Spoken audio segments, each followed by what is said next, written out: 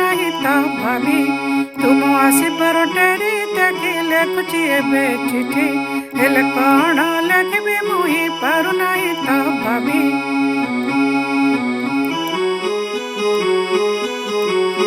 कागज कलम धरी बसिचे घंटा घंटा बीतिलाणी बसवा स्थान उठी आसब कुह कौ कथा को शुणी कागज कलम धरी बसिचे घंटा घंटा बीतिलाणी बसवा स्थान उठी आसब कुह कौ कथा को शुणी कौ कथा को शुणी तुमे भूली गल मु भूली पारुनी मन हुए उड़ी जीवी तुमे भूली गल मु भूली पारुनी मन हुए उड़ी जीवी तुम आसबार डेरी देखी लेखुची एबे चिठी हेले कौन लेखबी मुही पारु नहीं तो भाभी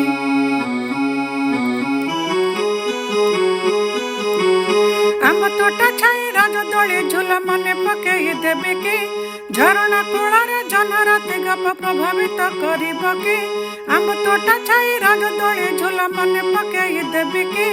झरणा कूଳରେ जन राति गप प्रभावित करिब कि प्रभावित करिब कि कौ कथा पढ़ी लागिब भल कुह चिठी रे लिखि देबी कौ कथा पढ़ी लागिब भल कुह चिठी रे लिखि देबी तुम आसबार डेरी देखी लेखुची एबे चिठी हेले कौन लेखबी मुही पारु नहीं तो भाभी